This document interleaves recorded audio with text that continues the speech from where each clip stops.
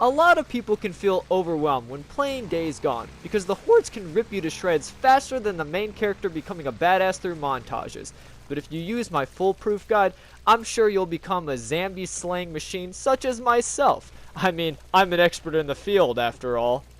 So, without further ado, here is how to beat the Horde in a couple of easy steps. Or at least, I hope for that.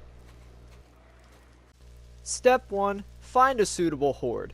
Most hordes can be overwhelming, especially in late game, or as I like to say, end game. No Avengers pun intended.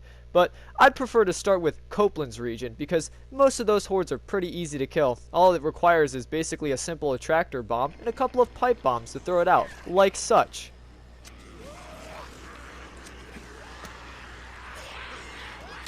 See how easy that was to take out literally a fourth of that entire horde? Now, step 2, make sure you gear up, okay? You can't be going in with sticks and stones, my guys. It's just not how it's gonna work. So, I like to go to Lost Lakes camp because Blair Hoochie's there. And everybody knows Blair Hoochie's the top merchant of all the things. And you can't tell me otherwise. Now, you can ordinarily buy your weapons, but since I've purchased most of the weapons, which renders most merchants useless, I like to just go to the locker and pick up some of my favorites. Keep in mind, however, most shotguns are pretty much deemed useless because you have to be a toe's length away to pretty much kill anything. So that's why I prefer to stick with long-range assault rifles. Plus, if you have a lot of focus, you could pretty much headshot those zombies easy peasy lemon squeezy.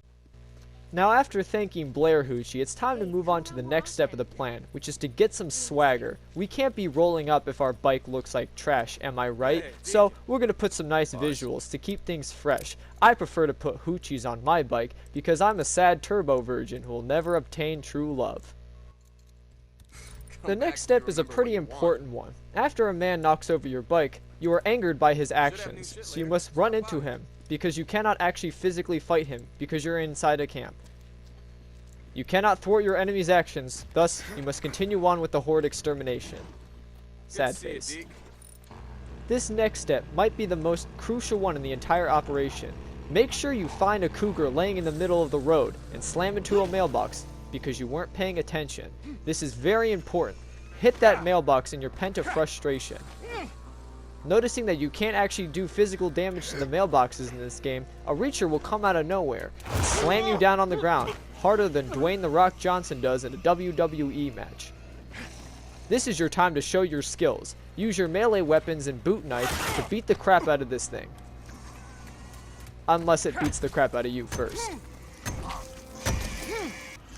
After you finally thwart the beast, it's time for the next important step, asserting your dominance. Now, ordinarily, most games would add emotes into their game, like T-posing and stuff. That's my favorite way of asserting my dominance, but in this game, you're gonna have to stick to the traditional teabag, to let them know that you mean business, after you wasted so much time just trying to get from A to B.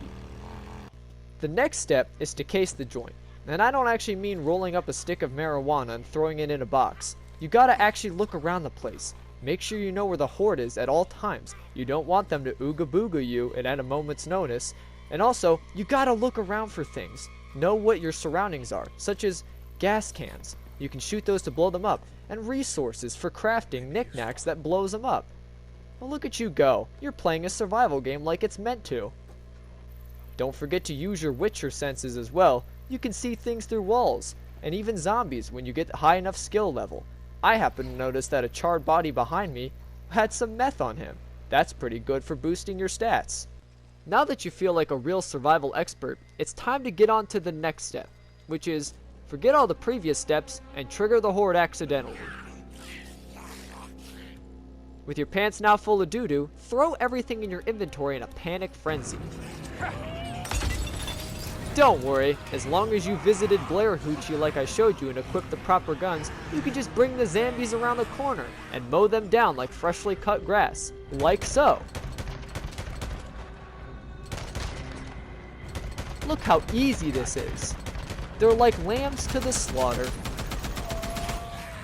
Make sure you lead them down choke points so that you can bake them with Molotovs, like a potato left out in the Sahara. I love the smell of napalm in the morning. Make sure to cover up your doo-doo stains, or else the zombies will sniff you out. At this point, you should be able to table the turns on the zombies with how little their numbers are.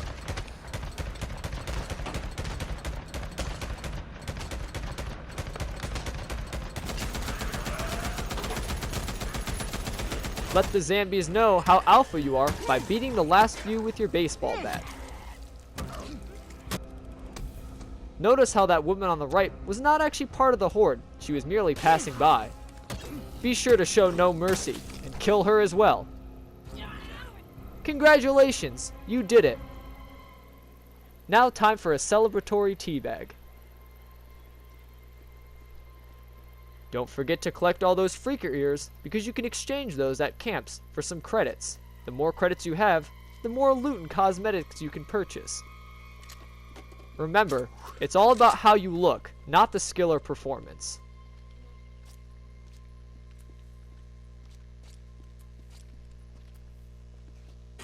And there you have it, my easy steps on how to beat the Horde. Be sure to stay tuned to keep up on my latest tips and tricks. Now, if you'll excuse me, I got some other important matters to attend to. Oh, actually wait, I almost forgot the most important step of all. Be sure to go back and skin that cougar that you left out in the road.